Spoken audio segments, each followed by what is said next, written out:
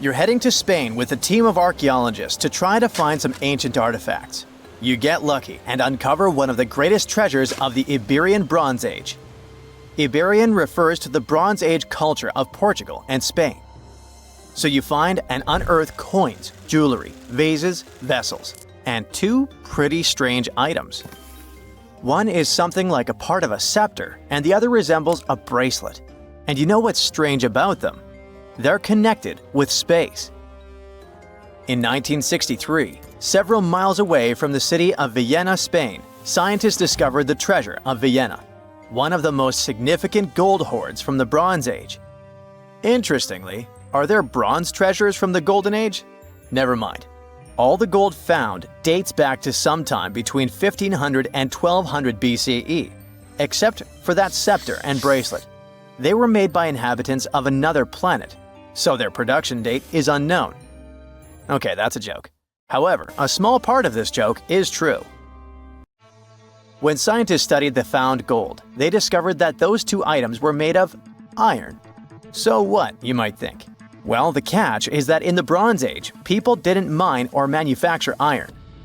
Work with this metal began around 850 BCE, about 400 to 700 years after the creation of the treasure of Vienna. How is this possible? A clue to this mystery can be found in ancient Egypt. In the tomb of Pharaoh Tutankhamun, an iron dagger was found, which was also made of similar iron. But this dagger was much more valuable than all the others. And that's because it was made from a space object, a meteorite. Yeah, that bracelet and scepter were also made of meteoritic iron. Its difference from Earth metal is that cosmic iron has a high nickel content, so it all makes sense. People from the Bronze Age couldn't mine iron from the deep bowels of our planet, but nothing prevented them from collecting iron falling from the sky. Just imagine how cool it is to have jewelry or a dagger made of material that has traveled millions of years through the vast expanses of space. Perhaps it even contains particles of an ancient extinct star. Today, these two artifacts from the treasure of Vienna are the oldest recorded items in the Iberian Peninsula made of meteoritic iron. Now, with everything in its place, you can turn your attention to all the wealth of the treasure of Vienna. It contains 66 items: bowls, bracelets, bottles, gold jewelry, 3 silver bottles, and an amber gold button. 22 pounds of ancient gold. People hid it, and only after 3,000 years we were able to discover it. This archaeologist's dream can be found in the Vienna Museum, where exhibits from different time periods are presented, from prehistoric times like 50,000 years ago to the present day. Items from the Iberian period, from the Roman period, from the Arab civilization. You can find not only jewelry and coins, but there are also remnants of columns, ceramics, and other architectural artifacts. The collection is considered one of the most important prehistoric treasures of Europe. And the coolest thing is that you can see it all with your own eyes for just €2, which is about $2. Go to Vienna, find the museum, and enjoy. Hey buddy, I heard you have a metal detector. Could you help me find a hammer I left somewhere in the field? Your old farmer friend asks. You take a metal detector and go searching, but instead of a hammer, you find hundreds, even thousands of silver coins worth $2 million. You're so happy that the farmer lost that hammer, and now you're rich. Stop! Considering that this land belongs to the farmer, would you tell him about the find or take it with you? In reality, neither of these options happened. In 1992, Eric Laws was helping a farmer search for a lost hammer in a field near Hoxne, Suffolk, England. The metal detector stumbled upon a hidden treasure, a huge one. There were silver spoons, gold jewelry, more than 500 gold coins, and about 14,000 silver ones. Eric Laws accidentally discovered the largest collection of gold and silver from the late Roman period in Britain. Unfortunately, or perhaps fortunately, he and the farmer didn't receive the treasure. It's now in the British Museum. Let's move away from the farmer's field to somewhere on the Mediterranean coast. Imagine you're a scuba diver. There was a strong storm yesterday, but now with the water calm, you dive in and discover the seabed covered with gold dinars. This story happened in 2015. The coins which the storm brought to the shore might have been minted even before the First Crusade that started in 1096. This collection is one of the most impressive archaeological finds in the world. All these treasures surely can make the heads of those who find them spin, but they end up in a museum. And that's a good thing, because such wealth can drive a person crazy. A metal detector and a diving suit helped people discover ancient treasures. What's next? How about a dog? Yes, it could be perhaps a great replacement for a metal detector, by the way.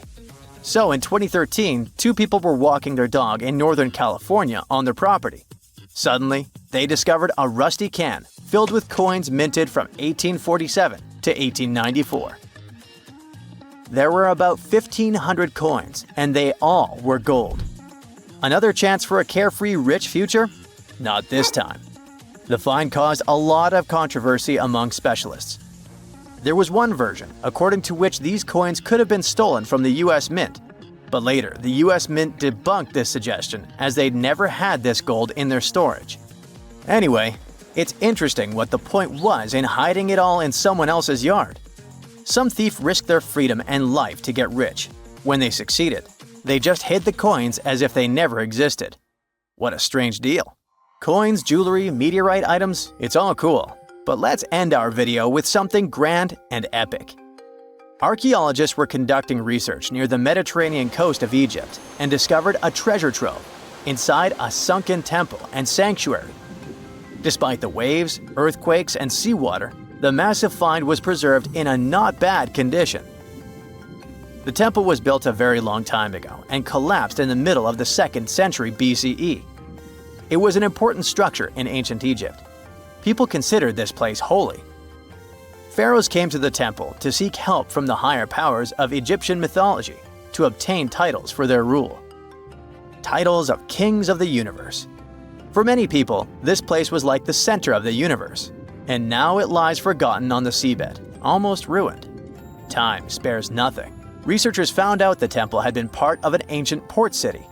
A long time ago, an earthquake occurred in this area and destroyed the city. Tidal waves softened the ground and dragged the town into the Mediterranean Sea. While studying the temple, scientists found many secret treasures there: silver ceremonial instruments, gold jewelry, and alabaster vessels.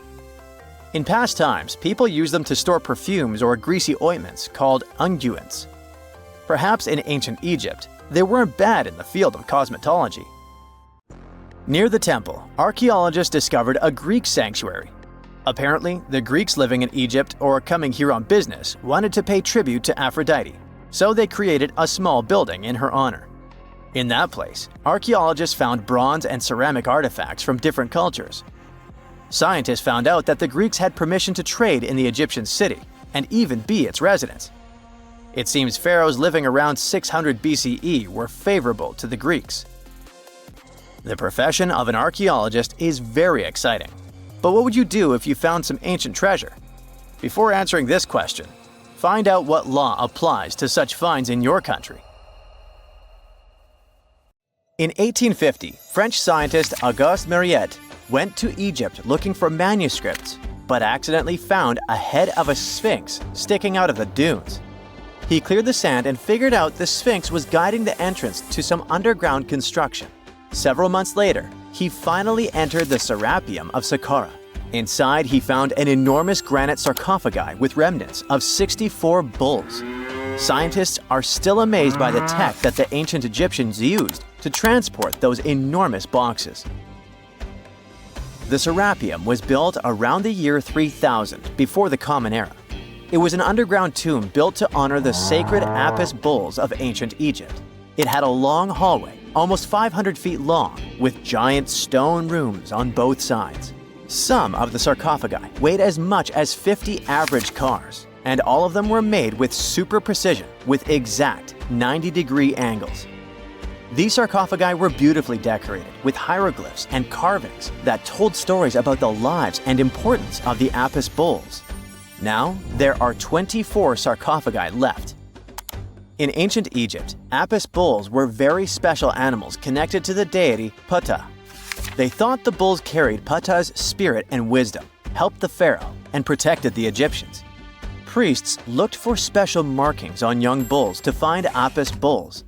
It could be a white triangle on its forehead, which symbolized divine light, a shape on its back like a vulture's wing, and a scarab shape under its tongue, which stood for rebirth. If a bull had these signs, they believed it was chosen by Ptah and treated it like royalty. The chosen bulls lived in a special temple in Memphis, the city where they worshipped Ptah. They received the best care and offerings from visitors who wanted their blessings. When an Apis bull passed away, it was treated with great honor and mummified. When Mariette entered the Serapeum, he noticed traces of rollers on the gallery's floor and found 2 wooden horizontal winches. Each had 8 levers. Later, other explorers saw double rails. The burial chambers were lower than the hallway floor. To get the boxes into place, workers filled the chambers with sand so the sarcophagi could be rolled in straight. Then they slowly removed the sand to gently lower the boxes into perfectly cut spaces in the bedrock. A carved stone sign found in the Serapeum said it took 28 days to move just one sarcophagus and its lid into its spot during the time of Ptolemy II. The extreme precision of the sarcophagi with 90-degree angles also has an explanation. Ancient Egyptians wrote texts, or rather, papyrus, on geometry a long time ago. It shows that they knew the approximate number pi and could calculate the volume of a pyramid with its top cut off. If they could figure out complicated math like that back then, it makes sense that they could also carve perfectly flat surfaces 500 years later. All this sounds pretty legit, but some people think certain things don't add up here. The size of boxes is way larger than the size of bulls, yet they buried pharaohs in tiny coffins that barely fit their bodies. The sarcophagi are made out of granite with crazy precision, and they could have just used limestone, which would have made things way easier. The transportation of the boxes seems pretty simple, but only in theory. If one person could pull about 440 pounds, then at least 250 people would be needed to pull just one box. The tunnels in the Serapeum are really narrow, only about 2 feet wider than the boxes themselves. There's no way hundreds of people could have squeezed into those tight spaces to pull the boxes. And even if they did, how would they turn the box in the cramped corridor, lower it into its niche, and place it perfectly in the middle? Somehow they did this 24 times, and every box is centered perfectly. Plus, the chambers were dusty, and there were no signs of soot from lamps. This means they must have worked in almost complete darkness. The real use of the boxes could also be different. A long time ago, even before the Egyptian pharaohs ruled, the local people already knew how to use fermentation. It happens when tiny organisms called yeast eat certain ingredients like starch and turn them into gas and ethanol.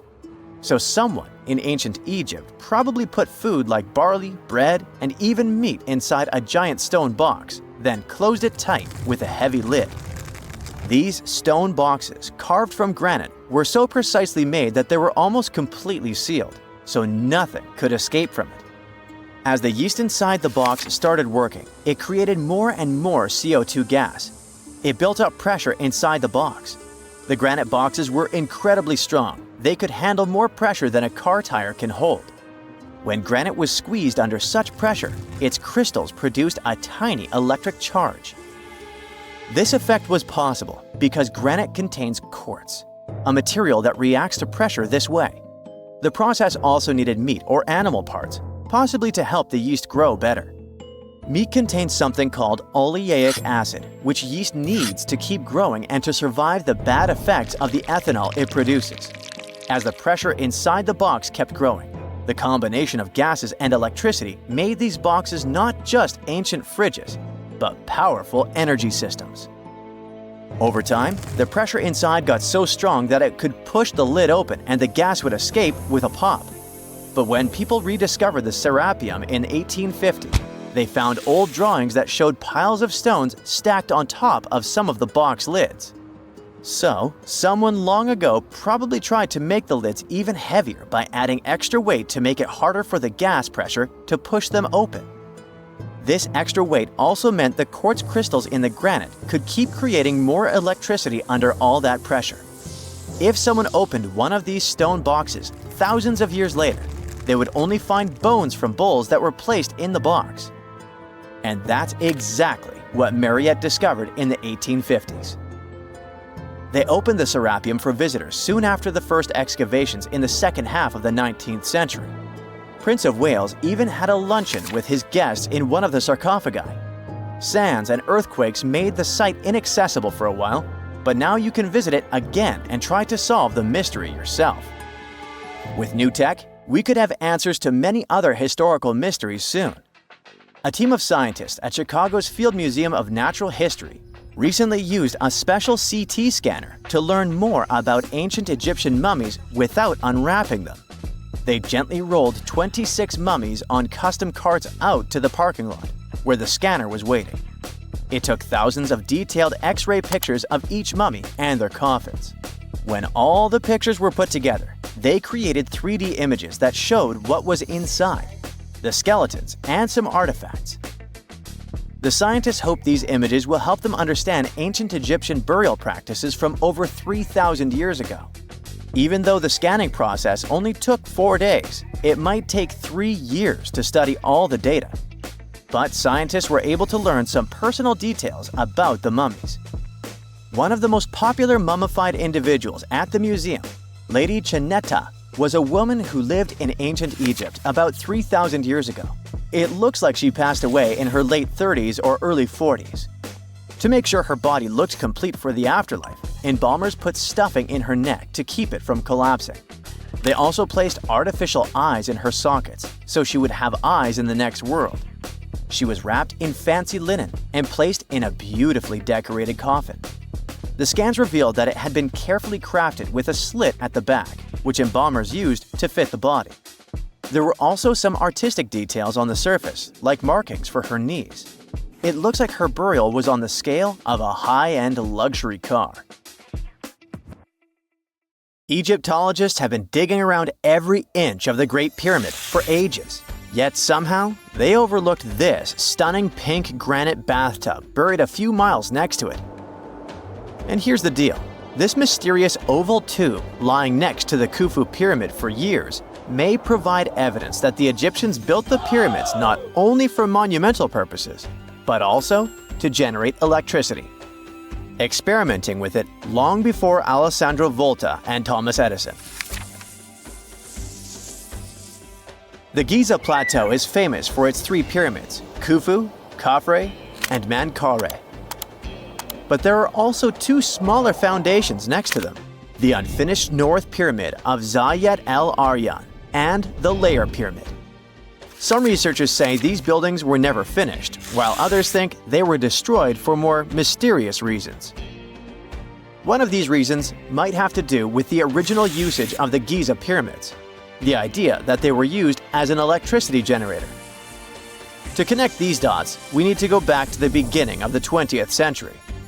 That's when an Italian architect and Egyptologist named Alessandro Barsanti decided to examine the Zayet El Aryan pyramid. Near the site, he noticed something unusual: scattered granite fragments. To a casual passerby, these might have seemed insignificant, but Barsanti recognized the signs. You see, ancient Egyptians often used sites to prepare stones before transporting them to their final destinations. The fact that there was granite on the ground intrigued him. Granite was a more expensive material than the limestone typically used for pyramids, which suggested that it might have been intended for an important and possibly hidden structure. At a depth of 68 feet, they encountered a huge pink granite block. He kept going with the excavations, and they revealed ancient inscriptions carved into the stones. They sent the drawing to experts, but no one could decipher what they meant. Were they instruction sets to something? That's when Barsanti made his biggest discovery. He found an oval-shaped vat carved from pink granite and polished to a mirror-like finish. The thing is, the vat had been carefully sealed. When they opened it, they found a thin black residue along the walls. I'm thinking something in the lines of a black oily substance. This discovery raised many questions for him.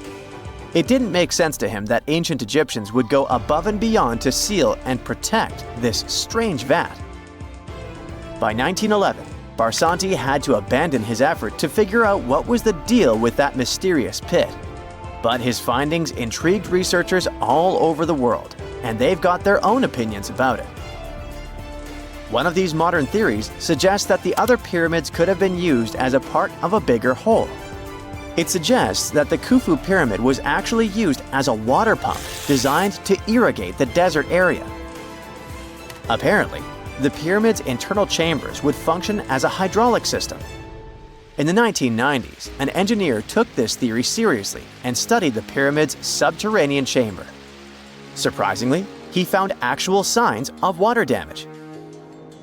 Apparently, the pyramid generated powerful compression waves, aka pulses, that could create electricity. This raised an important question. Could the ancient Egyptians have used the pyramids as a generator in order to produce electricity? On paper, that was proven to be possible, but hey, agreeing on the original use of the pyramids is probably one of the most difficult things in the world. So, we're still not 100% sure about this. Apart from that, Egypt is a playground for important discoveries regarding humanity's past. I mean, scientists have just discovered what looks like a cosmic command center, similar to that room from the Doctor Strange movies. They discovered an L-shaped astronomical observatory, measuring around 9,000 square feet, dating back to the 6th century BCE. Definitely the first and largest of its kind from that era.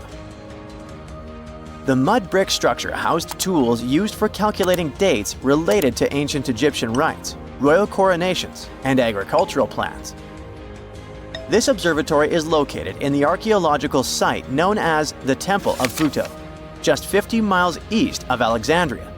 It's pretty impressive. The structure was designed so that you'd get inside the room through an east-facing entrance. This way, you'd get to see the sunrise. Once inside, you'd find a pretty huge shadow clock, used to tell time by tracking the movement of shadows inside the room. This variant of a sundial clock was nearly 16 feet long. That was quite an exciting discovery. Another interesting one was that scientists and Egyptologists have discovered the first ever pregnant mummy. Now, even if we know quite a lot about mummification processes, we keep making discoveries that open new doors into the lives of ancient Egyptians. It took so long for someone to find out this mummy was expecting at the time she was embalmed because she was placed in a male's coffin. More specifically, a male priest. Historians say that during the 19th century, a lot of traders mixed coffins up in order to sell them. Yes, that means they opened them and switched mummies to please their buyers. It was a complete surprise because they were hoping to study more about ancient health issues when they opened this coffin up. But they had another special research on their hands: prenatal practices in ancient Egypt. This mummified woman, who lived about 2,000 years ago, was from 20 to 30 years old when she passed away. She was found in Thebes, and her remains were incredibly well preserved. You see, mummification recipes varied across Egypt. In this woman's case, researchers could tell she was a member of the high society since she was buried with special amulets. But since mummification methodologies differed so much between cities and time periods, they still have to dig further to understand why she was embalmed along with her baby. Speaking of mummies, scientists were digging up a final resting place in Saqqara, also in Egypt, and they unearthed 2 embalming workshops. One was for humans and the other for sacred animals. Apparently, the workshops date back to about 2,400 years ago. They were equipped with stone beds, clay pots, and ritual vessels. Everything you needed to mummify. But that's not all. Archaeologists also stumbled upon cheese stored in jars behind tombs that were over 3,000 years old. Yep, cheese. This shows that the ancient Egyptians were pretty savvy when it came to preserving food, too. They knew how to store stuff for the long haul, not just the mummies. It really shows how they applied their preservation skills to both food and bodies, giving us a glimpse into their impressive technological know-how. Scientists have also found one of Egypt's oldest complete mummies, and to their surprise, it was completely covered in gold. You see, Egyptian mummies covered in gold are already a rare thing, but they weren't expecting it to be the oldest one ever found. The mummy was quite well preserved, and they could identify that it was the remains of a wealthy man called Hekashepes. Many symbols show that he was important and wealthy, like the band he wore on his head and the bracelet on his chest. He was also dressed in a tunic wrapped with a belt, which was a way to preserve the good appearance of a person after they passed away. To reveal it, they had to open the final resting place with mortar. Basically, it was like they were opening a time machine, just as the ancient Egyptians did 4,300 years ago. If you think about it, it's almost like entering a time capsule. Enough about mummies. Scientists also found something very exciting hovering above the pyramids. They had to use a fancy top-notch radar known as LARID, aka Low Altitude Long Range Ionospheric Radar, which can see these invisible waves far away into the sky. LARID helped them discover giant plasma bubbles floating in the air above the pyramids. These bubbles are called plasma bubbles, and they wreak havoc on modern technologies. I mean, they can disrupt GPS and phone signals for hundreds of kilometers in diameter from where they're located. These bubbles are massive, sometimes as big as cities, and they're caused by the sudden depletion of charged particles in the ionosphere. So, instead of spreading out evenly throughout the ionosphere, they stick together in this wave-like form. This was a pretty important discovery because it can help scientists understand how to prevent these waves from messing with our technology. In July 1990, 4 Czech guys decided to go on an adventure to find the Mongolian death worm, a creature that might have inspired the monster you've seen in the movie Doom. They say it lives somewhere deep in the Gobi Desert, so they flew to Mongolia, hopped into an ATV, and hired some local guides to help them. All that to meet a creature that is up to 6 feet long, can spit acid that could melt anything, and is capable of shooting electricity at those it doesn't like. Legend says that these friendly guys spend most of their days hiding underneath the sandy dunes, but they'd like to come out during the wetter months of June and July. So the timing for a spotting was simply perfect, but the crew needed to figure out how to lure the creature. Sadly for them, no one knew what the giant worm liked to eat, so they built a thumper, which is a machine that made rhythmic pounding noises. They were hoping it would call the worm out of the ground. For 2 months, they searched the vast desert, crossing dunes and rocky plains, looking for any sign of the creature. But alas, it didn't really work out. Ivan McCurley, who was the leader of the 1990 expedition, came back to Gobi Desert again. He once tried to attract the megaworm with blasts, and the second time he used a small airplane to scout the dunes. Over the years, groups from America, Britain, and New Zealand organized big expeditions to the Gobi Desert to try and find the creature. Many others came from all around the world on their own and found nothing. The people in the West first found out about the megaworm of the Gobi Desert thanks to an American paleontologist, Roy Chapman Andrews. This brave man was probably the inspiration for Indiana Jones. In 1926, he wrote about the creature in his book. At a meeting with Mongolian leaders, Andrews heard detailed descriptions of the creature, even though none of them had ever seen it themselves. One of them described it as looking like a sausage, about 2 feet long, with no head or legs. According to him, the worm was so venomous that just touching it could instantly take your life, and it lived in the loneliest parts of the Gobi Desert. Andrews didn't think the creature was real, but he shared these stories again in another book. In May 2005, 4 friends from Great Britain who search for monsters professionally decided to try their luck. They made drawings of the worm and hired local people to hand out flyers all over the Gobi Desert. These flyers offered a reward to anyone who could give information about the worm or even bring them a specimen. They thought loud sounds that other explorers tried would scare the beast away. Some told them it likes damp conditions, so they came up with a plan to block streams of water to create wet areas that would lure the worm out. Their plan didn't work because it was too hard to build dams in the desert. They ended up using small traps, but didn't find any actual proof that the worm existed. But they did meet locals who shared interesting stories about strange creatures they had seen over 70 years. Over the years, stories of the monster spread around the world. In some of them, it's only 1 foot long. In others, it's as large as a human. It's white-gray or scaly and brown, or maybe fleshy and bright red. Someone said it resembled a snake, or maybe a caterpillar, or maybe it has wings and can fly. And some believe it could be a supernatural evil being without a body. Maybe the stories are so different, and the search operations are so fruitless, because the creature doesn't even exist. Or it could be one of many cryptids. Those creatures like Bigfoot, Yeti, the Loch Ness Monster, their existence has yet to be proven. In 1983, one scientist who was visiting the region heard that an old man had managed to catch the mysterious worm. He also learned there was a nest nearby. The scientist bravely approached the hole in the sand and put his hand inside. A giant creature dragged him in, and he was never seen again. Just kidding. He actually found a Tartar sand boa inside.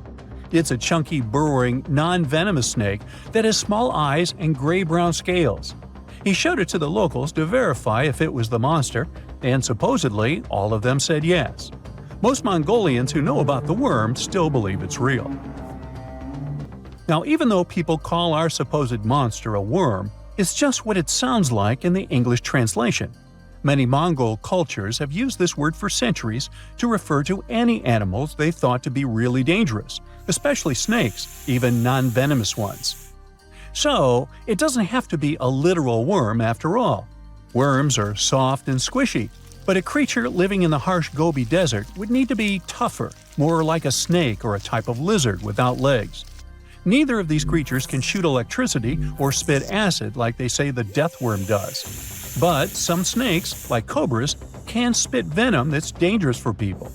If it were real, the creature would have a backbone, and explorers searching for it would likely find some bones or evidence left behind. And there are actually fossil remains all over the Gobi Desert. Scientists found representatives of over 80 dino groups here over the last almost 100 years. It all started with the world's first dinosaur egg nests. This discovery changed all the scientists knew about dinos. It was the first proof they laid eggs. In the following 2 years, the same expedition team unearthed over 100 dinosaurs and took them to the American Museum of Natural History, where you can still see them today. Some of them were swimming around in the Cretaceous Sea that used to be here about 71 million years ago. They resembled modern birds. The mystery of the megaworm is still unsolved, but there used to be another mystery scientists finally managed to explain. Back in the 13th century, a famous traveler, Marco Polo, not the guy from the swimming pool game, crossed the Gobi Desert. He thought he could hear mysterious noises, like the sounds of musical instruments such as drums. He wrote about it in his book and believed he might be hearing the voices of restless spirits. Scientists call these noises singing sands or booming sands. Unlike the squeaky sound you might hear when walking on a sandy beach, these desert sounds are much louder, like a musical instrument playing deep, haunting notes. Over the years, people came up with all kinds of ideas about what caused the sounds, like underground water or winds making the sand vibrate. Not all dunes can do this, and scientists wanted to figure out why. Sometimes the winds might cause a small avalanche on the side of a dune, and then you can hear the magical sound start. But this is rare. So, to study it, scientists had to help the dunes sing. They climbed to the top of a dune and slid down on their backs, using their hands and feet to push sand down. As the sand tumbled, the sound started softly and got louder. They could even feel the vibrations with their hands. So they found out that for a dune to sing, a few special things need to happen. The grains of sand must be the right shape. The dune has to be big, and the sand must be very dry, so no singing after it rains. Inside the dune, there's a hard layer of packed sand that acts like a giant speaker. This layer bounces the sound waves back and forth, makes the noise louder and louder, and creates a haunting melody that can fill the desert air. In other words, the dunes can play tunes. Yeah, sorry, I couldn't help myself with that one. Scientists found a new statue on Easter Island inside the crater of an old volcano. They were sure they already cataloged all the moai. That's what they call those famous stone giants. But this discovery changes what we know about them. First of all, the moai were rarely alone, so we may hear about more of them in the same area. Second, it's the first moai found at the bottom of a lake. Scientists were working on a project to restore the marshland in the volcano's crater when they stumbled upon the statue. The lake that was here began to dry up in 2018. For at least 200 or 300 years, it was almost 10 feet deep, so it would be impossible for humans to build or put a statue on the bottom.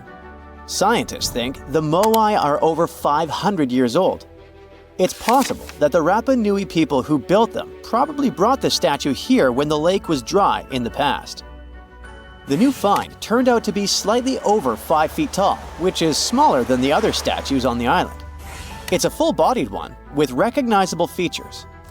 Researchers also plan to do radiocarbon dating to find out the exact age of the statue. They don't plan to remove it from where it was found because the oldest members of the Rapa Nui community want it to stay where it is.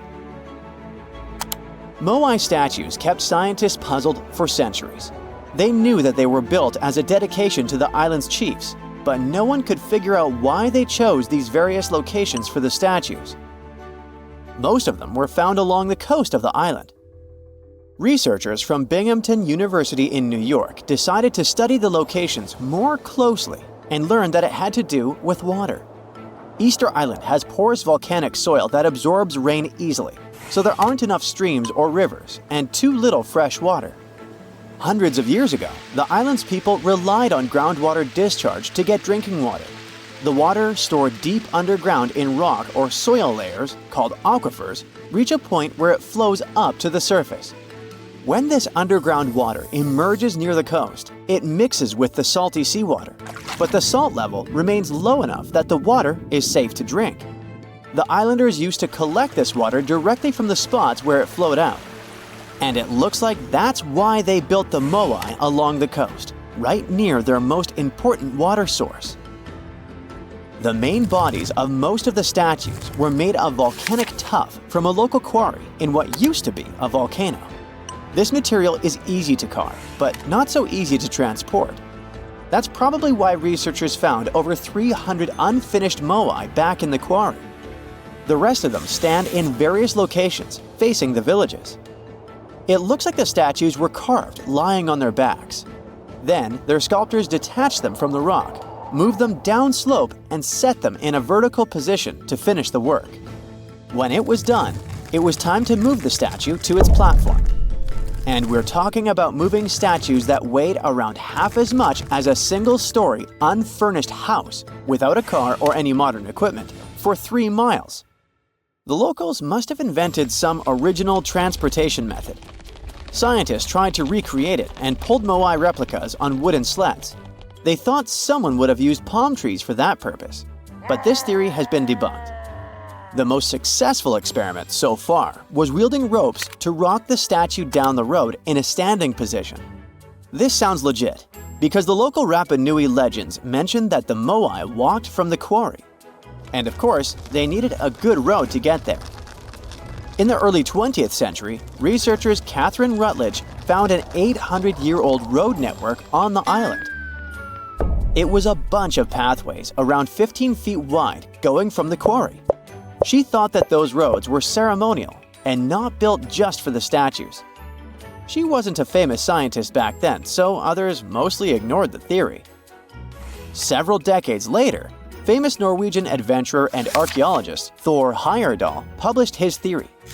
He mentioned that the roads were there exclusively to transport the moai, and some of the statues were dropped along the way for some reason. But in 2010, researchers found that the statues reached their final destinations because they were all set on hidden platforms. The road floor was U-shaped, so pulling massive statues along them wouldn't be easy. You can still find roughly 15 miles of these roads on the island and see them from satellite images. Scientists used to believe that the Rapa Nui people made Easter Island unlivable and ruined their own civilization. But a new study, that used remote sensing data and machine learning says that the island's population didn't grow too big and collapse. Instead, the islanders figured out how to live in this challenging place and kept their population small and steady for hundreds of years. Researchers found amazing rock gardens as proof for this new theory. Easter Island, or Rapa Nui, is one of the most remote places on Earth where people live. It's surrounded by the Pacific Ocean. Central Chile is 2,200 miles to the east of it, and French Polynesia is 2,600 miles to the west. The island, which is 63 square miles in size, is made entirely of volcanic rock. But the volcano stopped erupting a long time ago, so Rapa Nui's soil has lost most of the useful nutrients that lava once brought here. It's also drier than tropical islands, and its deep waters made fishing much harder for the settlers, as there's no shallow lagoons or reefs to fish in. So, the islanders came up with a smart farming method called rock gardening to survive here. They spread rocks of different sizes over the soil and planted crops like sweet potatoes and taro between the rocks. The rocks protected the plants from harsh winds and salty air and helped regulate the soil's temperature. They also slowly released minerals into the soil, so it became healthier for growing food. Some islanders still use these gardens, although they don't produce a lot of food. People in places like New Zealand, the Canary Islands, and the US Southwest have used similar techniques to grow crops in uneasy environments. While scientists are solving Easter Island mysteries, the island itself is teaching them something new about how the Earth's mantle works. For years, they thought it moved like a slow conveyor belt, carrying tectonic plates along with it. But a new study by geologists from Cuba, Colombia, and the Netherlands is challenging this idea. They used a special method called zircon dating to figure out the island's age.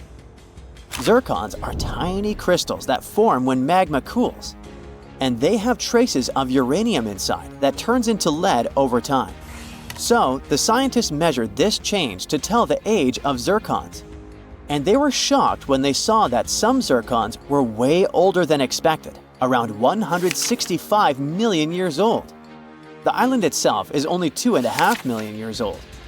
The scientists found that these ancient zircons came from deep inside the mantle, under the tectonic plate, by magma from earlier volcanic activity.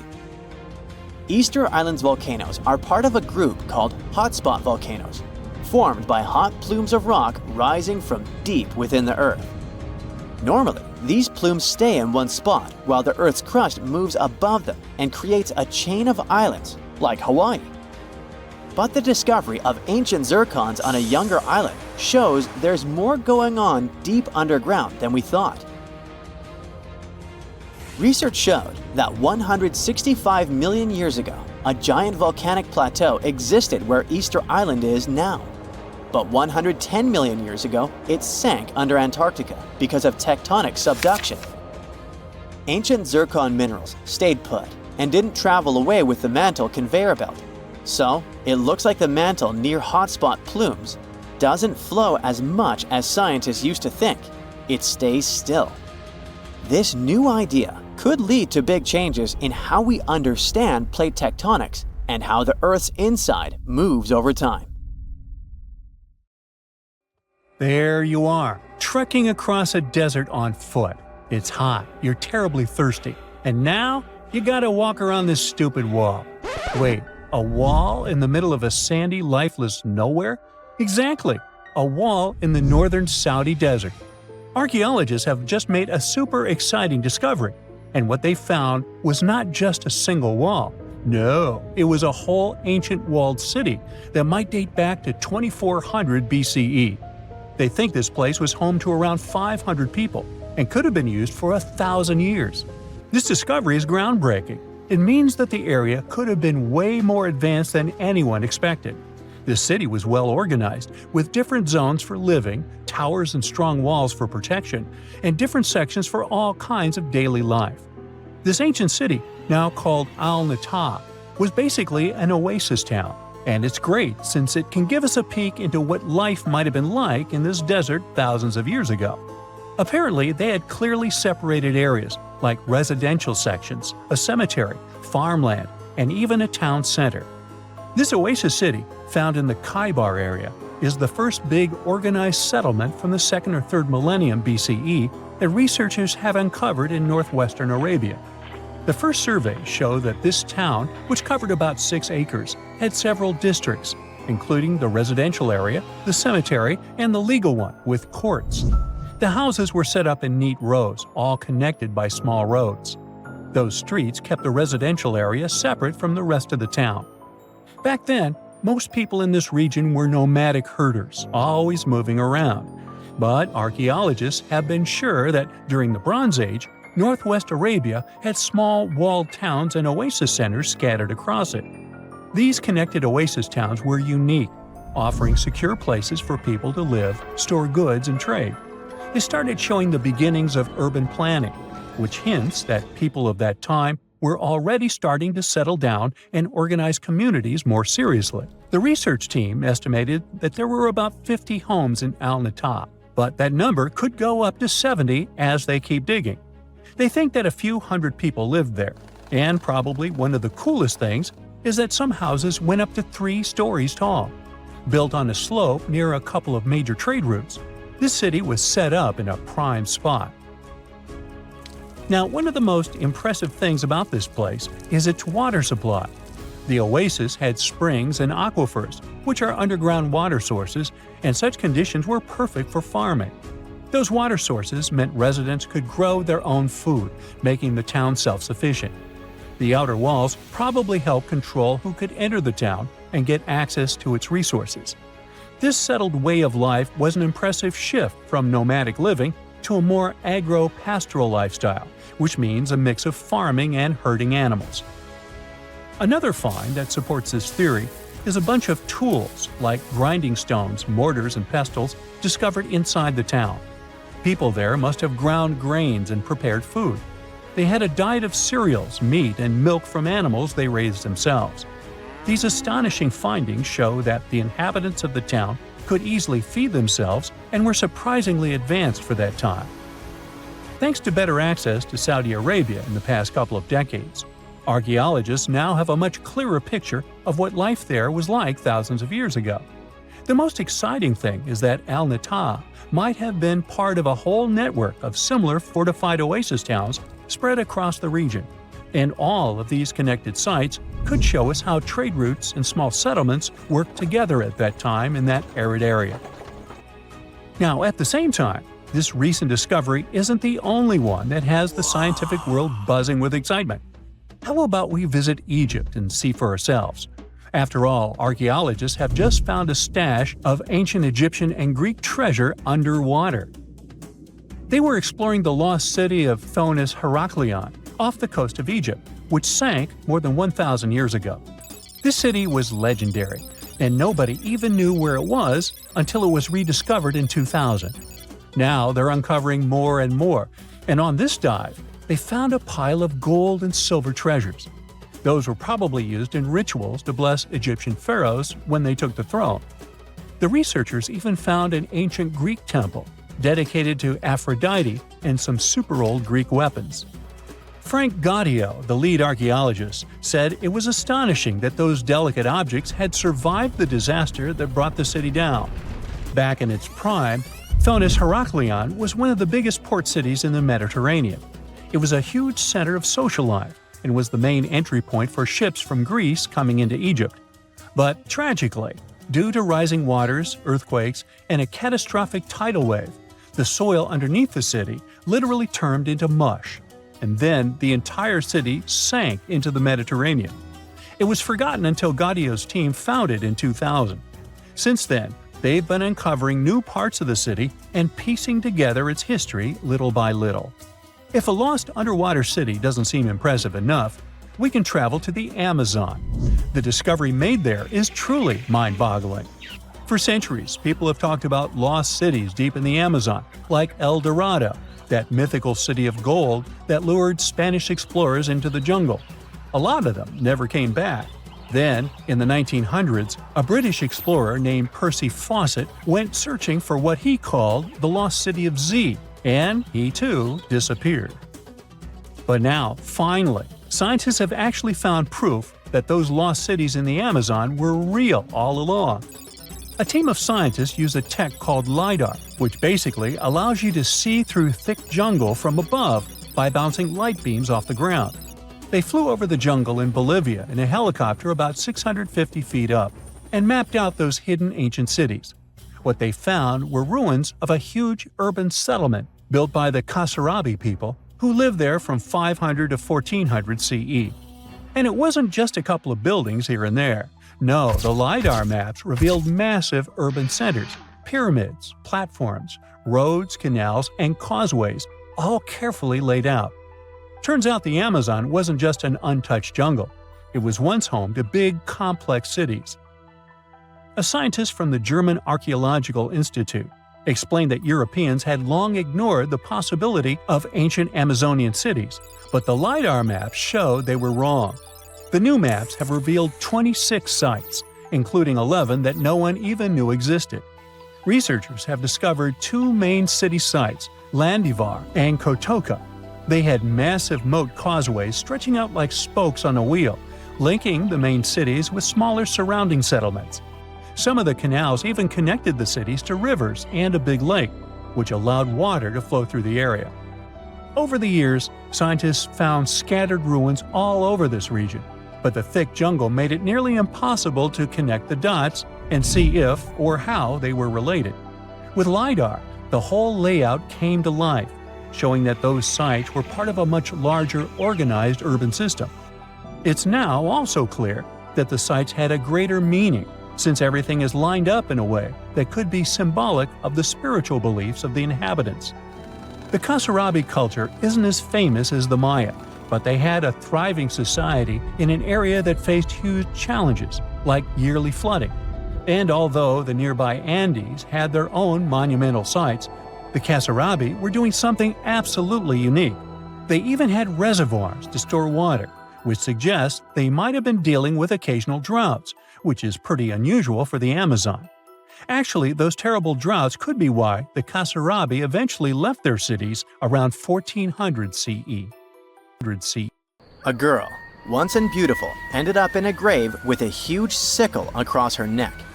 There were no signs of violence, no indications of any actual crime. Yet, someone was clearly terrified when they forced her into that grave. So scared that they even placed a padlock on the big toe of her left foot. They wanted her to stay in the tomb once and for all, fearing she might rise and take revenge on them. So, a whole community turned against a young lady who wasn't even over 20 years old, deeming her to be of ultimate danger. Do you see what I'm driving at? Let's test your historical knowledge. Who has been feared throughout human history to such an extent that commoners couldn't shake off that lingering sense of dread, even after their passing? If you say witches, warlocks, and vampires, you'd be completely correct. Just a little hint here. If you can't overpower someone physically, you can do it supernaturally. Well, that's at least what people used to think back in the 17th century. Not only was there a sickle and a padlock, but there were also signs of an attempt to twist the girl's corpse in the grave and turn it face down. This attempt had failed, leaving her spine buckled and twisted. By the way, the padlock wasn't necessarily meant to lock a vampire. It was more likely a talisman against evil spirits. That's a peculiar and, let's face it, very cruel way to bury someone. Yet it was a common practice for creating anti-vampire burial sites. The methods for preventing vampires from rising were quite elaborate. First off, let me introduce a term. Anti-vampire graves, known as revenant graves, date back thousands of years and have been found in various locations across Europe. Europe, you heard that right. Now before you say, hey, vampires are a Romanian thing, Dracula, duh, let me convince you otherwise. They are a part of all European folklore, meaning you can find references to them throughout Europe. With new settlements in America, vampire lore spread there too, eventually turning into the Twilight Saga.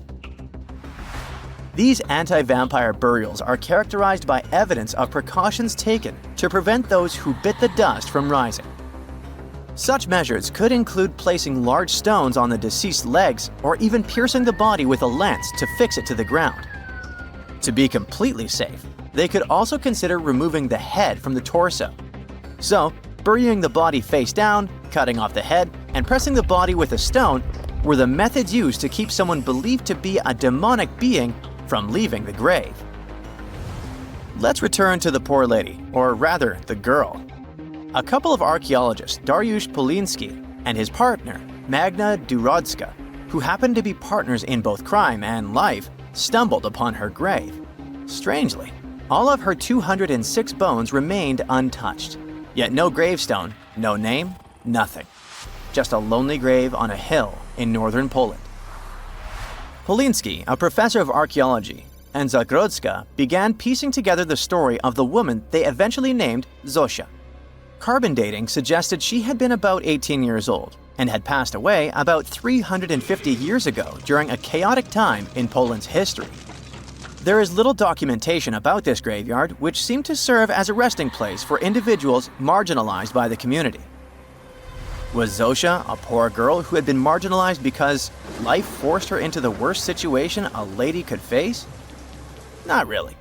As the archaeologists delved deeper, they stumbled upon some hints that indicated she might have hailed from a rich family.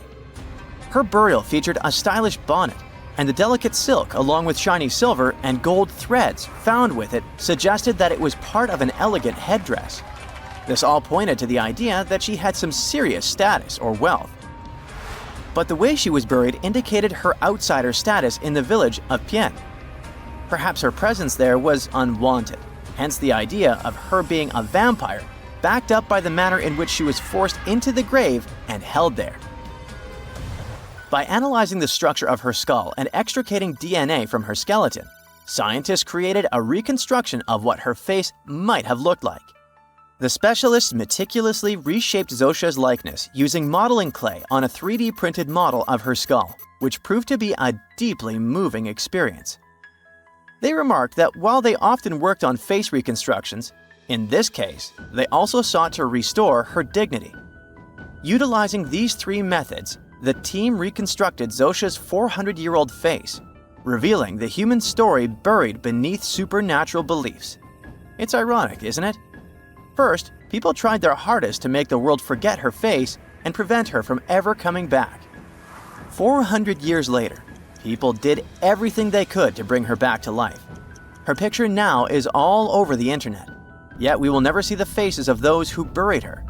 Alas, this reconstruction project only allows viewers to visually connect with Zosia, but her true story remains a mystery. But what we know for sure is that people who were deemed vampires were badly discriminated against, to say the least.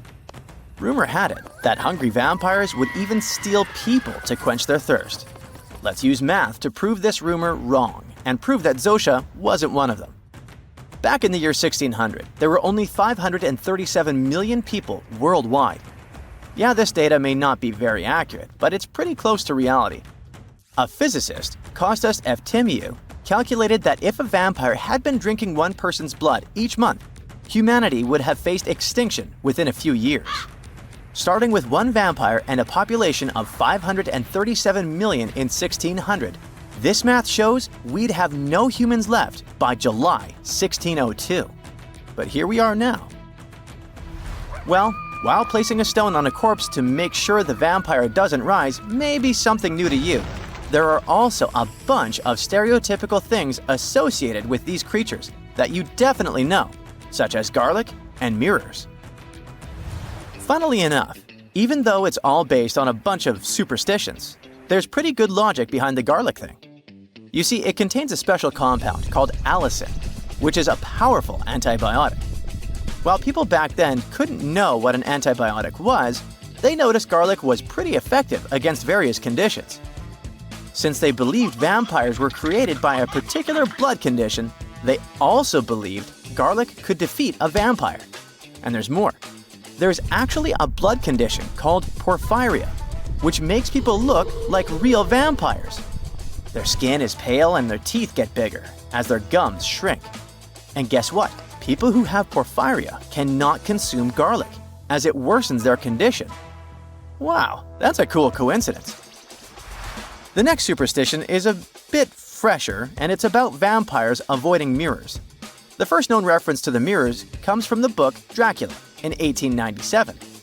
But why wouldn't a vampire show a reflection? Simple. Before the plastic era we live in, mirrors were traditionally backed with silver. Silver was commonly believed to repel evil spirits, possibly because it has antimicrobial properties. Much like garlic, its healing properties may be what was supposed to scare off a vampire.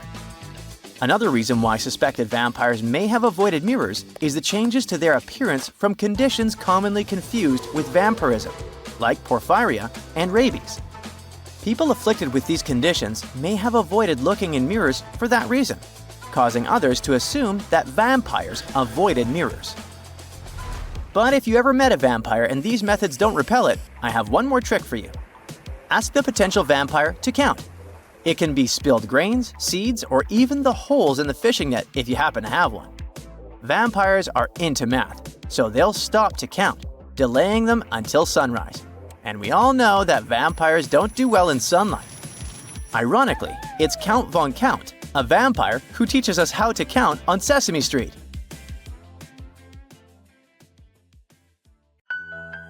A man went for a walk not far from Buenos Aires in Argentina and found something that looked like a dinosaur egg lying in the mud. When he shared his find with his family, everyone thought it was a joke, but it was actually very real. Except it wasn't a dinosaur egg, but a glyptodont shell. These guys went extinct thousands of years ago. Some of them grew up to be the size of a small car. The Paleo-Indians, who were the ancestors of Native Americans, must have had a fun time living alongside those beasts. People keep finding similar black scaly shells, which are fossils of glyptodonts in the Americas.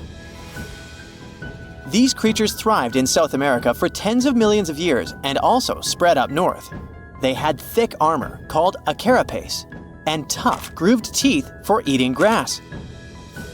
They weren't always giant, but it looks like a colder climate before the Ice Age, with open woodlands and plenty of grass, helped them evolve. It's pretty hard to hide when you're huge, so they may have developed their fused armor to protect themselves.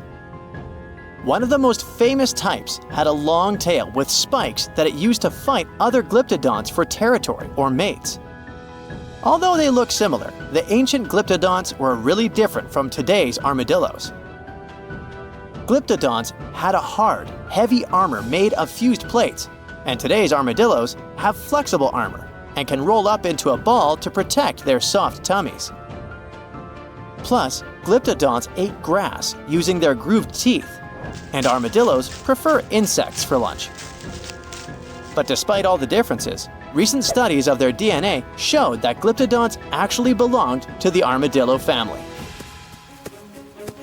If you think the glyptodont was scary, just wait till you meet the giant short-faced bear.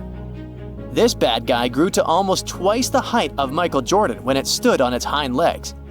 It also weighed over 1,500 pounds, and it was able to run at the speed of over 40 miles per hour. This bear preferred meat to all other foods. Even its skull and teeth were designed for slicing through meat, and it had forward-facing eyes that gave it sharp vision. Its strong jaws and large muscles helped it crush bones to get to the nutritious marrow inside. The giant short-faced bear lived in places like Minnesota and west of the Mississippi River, all the way up to Alaska. It went after or scavenged big animals like bison, musk oxen, deer, and even ground sloths. But it eventually went extinct because its prey didn't survive the Ice Age. Today, the only living relative of the short-faced bears is the spectacled bear from South America. This guy is much smaller, about the size of a black bear, and it eats both plants and meat. Game of Thrones fans, the next one is for you. The orphaned wolf cubs adopted by the Stark family in the epic series were inspired by dire wolves. Their name translates from Latin as terrible wolf. These great uncles of modern dogs were almost 5 feet from head to tail and weighed around 150 to 200 pounds. The oldest record of the dire wolf is from 250,000 years ago. They adapted well to different conditions and lived pretty much all over North America, from as far north as Alaska to down into southern Mexico. They went extinct around 10,000 years ago, soon after the last ice age. They most likely just lost their source of food. The closest we have to dire wolves now is the gray wolf, but don't get too upset. Scientists think they could be able to bring the dire wolf back to life. They can combine intact straps of their DNA, recovered from the museum specimens and the genome of modern dogs. One animal you definitely wouldn't want to be on the de-extinction program is the saber-toothed cat. This bad guy lived in prehistoric North America and parts of South America. And nope, it's not related to modern tigers or other cats. It just went extinct. It had the title of the most fearsome Ice Age predator for a long time, until scientists found out at least one species of it was more like a kitty cat. Smilodon, by the way, Diego from Ice Age was one of those, could only chomp down with 1/3 of the force of modern lions, but it could open its mouth at a 120 degrees angle, and it could wrestle even large prey to the ground with its powerful body, with disproportionately thick front legs and strong neck. The kitty was probably just too afraid to use its long and narrow teeth that could break easily. And one more detail. It had to have lips that could stretch well for the jaws to open wide, so it most likely drooled like a St. Bernard. Well, at least their teeth grew twice as fast as those of modern lions, and fully formed by the age of 3. The giant beavers, called castoroids, must have grown at the same rate, or so to get as big as a couch. They were about 8 feet long and weighed 200 pounds, which is as heavy as a large refrigerator. They had huge 6-inch long front teeth for gnawing, a narrow tail, and long, shaggy fur. This giant creature lived alongside mammoths and saber-toothed tigers in the woodlands of North America. Like today's beavers, the giant beaver probably spent a lot of time in the water since it was too heavy to move quickly on land. Unfortunately, we don't know for sure if giant beavers built equally giant dams. Even if they did, none of those structures survived over time. Some people think a giant beaver built a 4-foot-tall dam in Ohio, but it's just a guess. Eventually, the giant beaver disappeared, just like other big animals from the last ice age. Early human settlers in North America may have sped up its extinction, as they probably liked its thick fur and meat. By the Ice Age, mastodons, some remote offsprings of the early elephants from Africa, crossed a land bridge that once connected Siberia and Alaska and made it to North America. Mastodons, like woolly mammoths, had thick, shaggy fur that helped them keep warm in the cold climate of the Ice Age. But unlike the mammoths, who mostly grazed, mastodons were mostly browsers. They like to eat leaves from shrubs and the lower branches of trees. Scientists often find woolly mammoth fossils together, which means they probably lived in groups, like family herds. Mastodon fossils are usually lying alone. This means they may have preferred living on their own and only came together to mate or for a short time with their young. Sadly, both mastodons and woolly mammoths went extinct around 11,000 years ago, not long after the Ice Age. Scientists think this may have happened because of changes in weather patterns, fewer food sources, and possibly early humans. They figured out that one mastodon could feed a tribe for a week and dress them for years. You can mostly find camels in deserts in places like North Africa and the Middle East now. But scientists believe they actually came from North America, especially the lands west of the Mississippi River. Fossils show that camels appeared on Earth about 44 million years ago. In 2015, a team of scientists from the University of Louisiana discovered the bones of a giant ancient camel in Oregon. This camel was between 12 and 14 feet tall, like a modern giraffe. It lived around 7 million years ago and had a long neck to help it reach high plants. About 6 million years ago, some early camels crossed into Asia over the Bering Strait land bridge. Once they arrived in Asia, these camels split into 2 types we know today: the Bactrian camel with 2 humps, and the dromedary camel with 1 hump. You won't find wild camels in North America anymore, but some of their relatives, such as llamas, alpacas, and guanacos, still live in South America. Beneath the thick, shadowy canopy of a prehistoric rainforest, a silent hunter slides into the murky river waters. This is Titanoboa. Its size is horrifying, stretching over 40 feet long, which is about the length of a school bus, and weighing as much as a small car. It reigns as the largest snake ever known. This is around 60 million years ago. It's only been 6 million years since the dinosaurs were wiped out by an uninvited asteroid. Nature is slowly returning to life, the Paleocene epoch. Titanoboa's home is lush and sweltering. The air is very humid, like in a steam room, and the rivers are teeming with fish, perfect for a predator like this.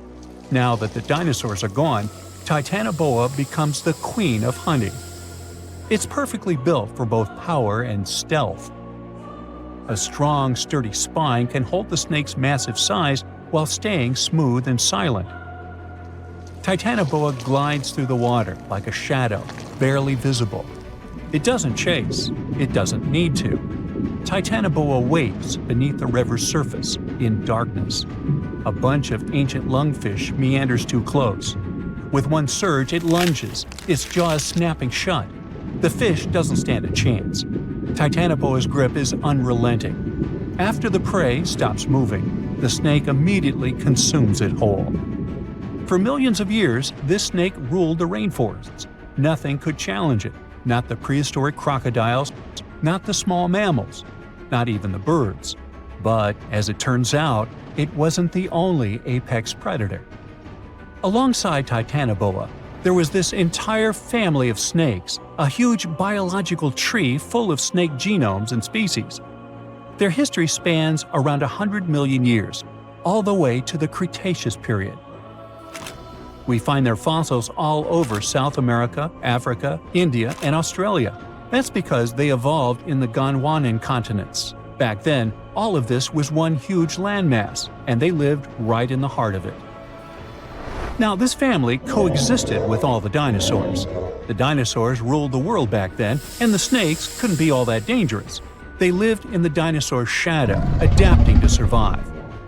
Some of them fed on small mammals. Others waited for the dinosaur eggs to hatch. Some were super bold and went straight for baby dinosaurs.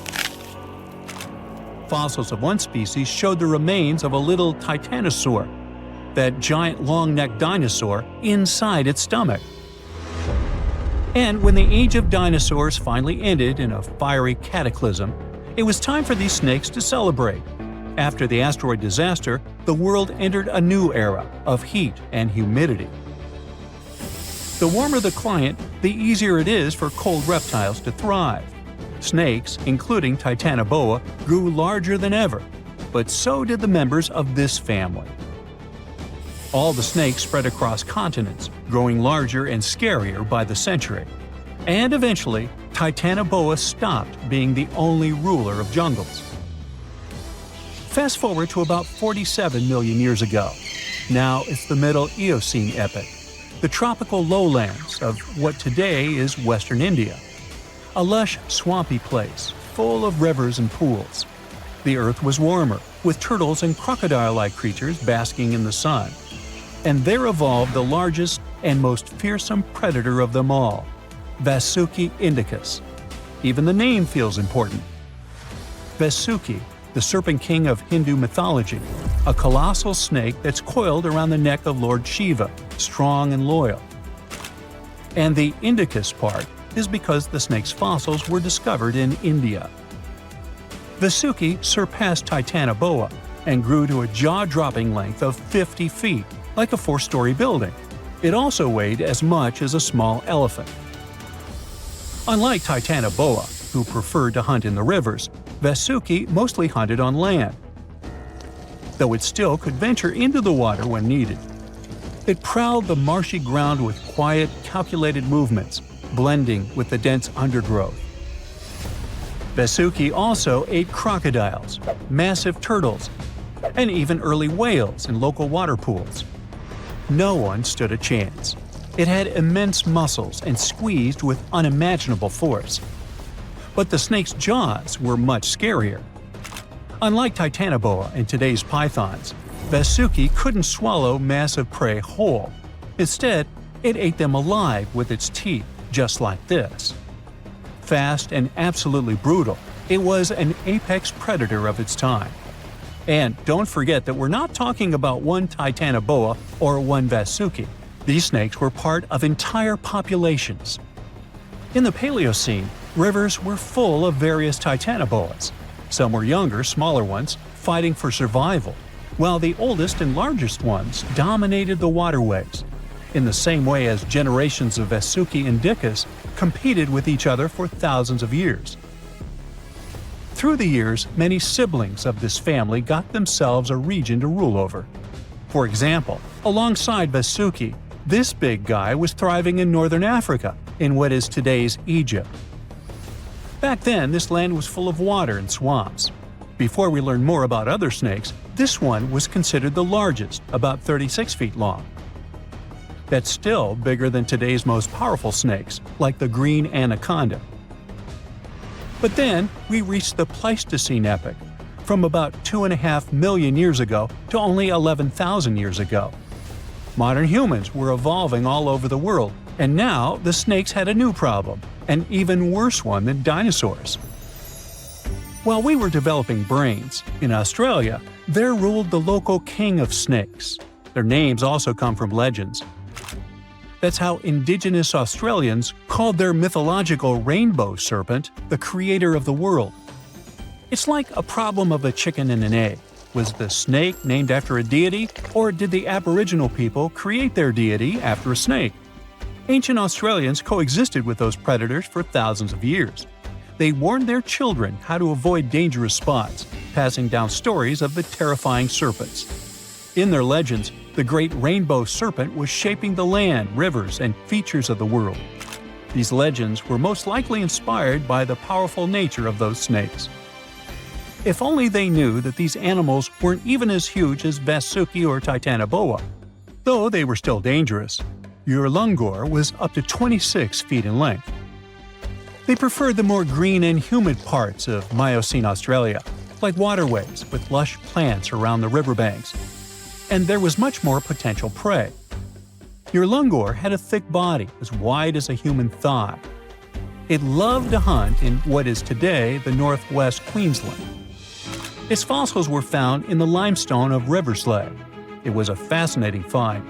The skull was almost intact, with teeth and everything, which is crazy considering that snake skulls are very fragile and usually don't survive fossilization. Just like snakes before it, Urlungor didn't rely on venom. It was a constrictor, quick and powerful. But at least now these reptiles weren't as brutal. Their hugs quickly caused cardiac arrest in their prey. So the end came rather quickly. Also, they no longer could swallow the prey whole, and didn't have the same sharp teeth as Vasuki or Titanoboa. So both Urlungor and Wanambi had to eat very slowly, just like pythons today. Meanwhile, Wanambi was about 20 feet long. This one had a similar head, so it could only hunt marsupials, reptiles, and other little things that ventured too close.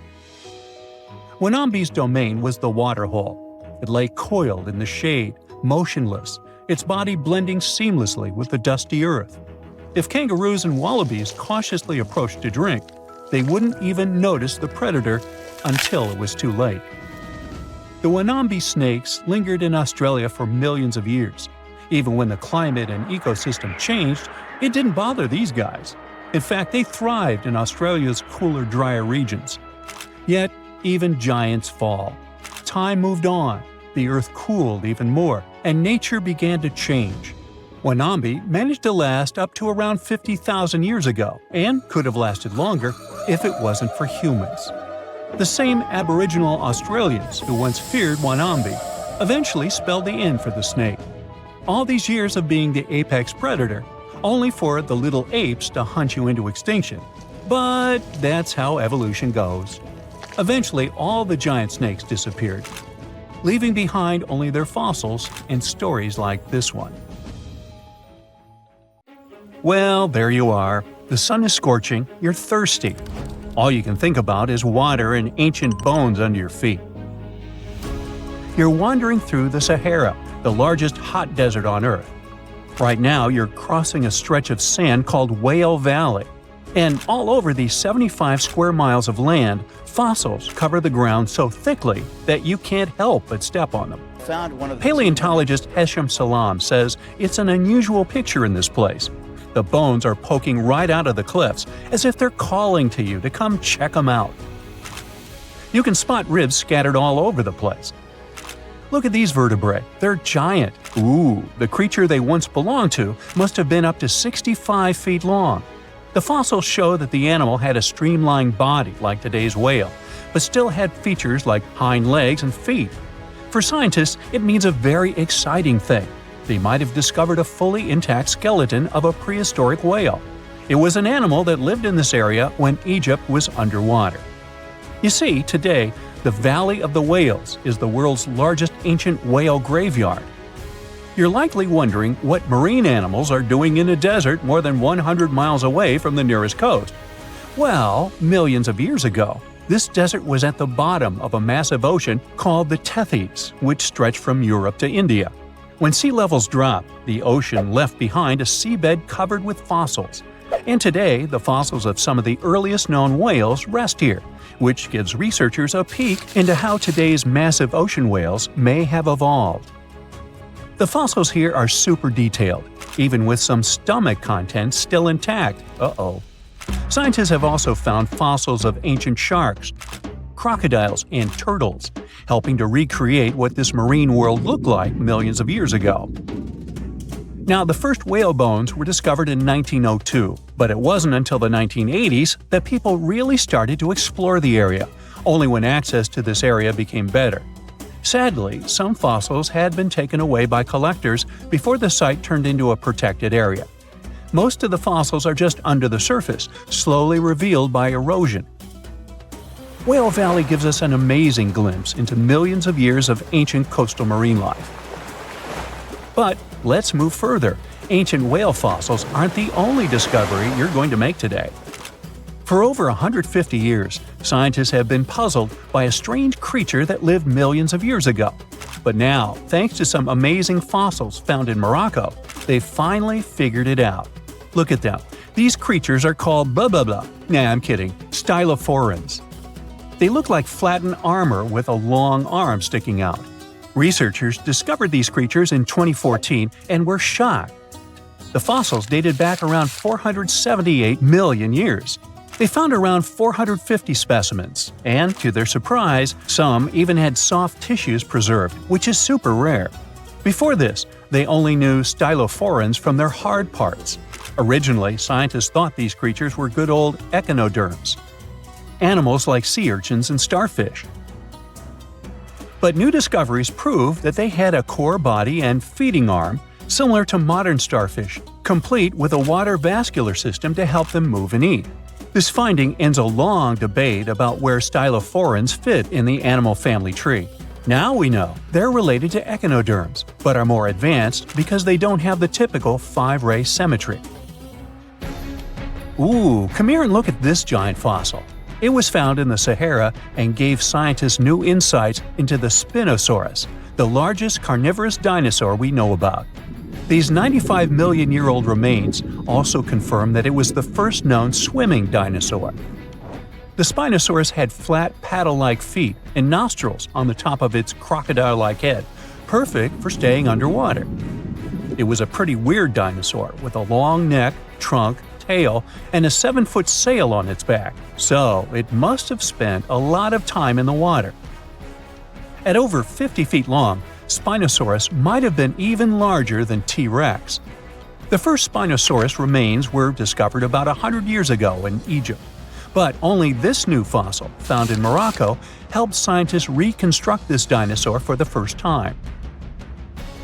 Researchers paid attention to the creature's shorter hind limbs and wide claws. These features point to adaptations for life in the water. Its snout and dense bones also suggest it was a swimmer, while its spiked tail likely attracted mates. Hey, good looking, come here often? And here's another astonishing find made in Tunisia, the remains of Machimosaurus rex. Now, so far it's believed to be the biggest crocodile ever. This ancient croc was about 32 feet long and weighed around 66,000 pounds. It was a top predator around 130 million years ago, and its skull was over 5 feet long. Now, this discovery is a big deal because it shows that these crocs stuck around longer than we thought. Before this, scientists believed that they disappeared during a minor extinction event between the Jurassic and Cretaceous periods.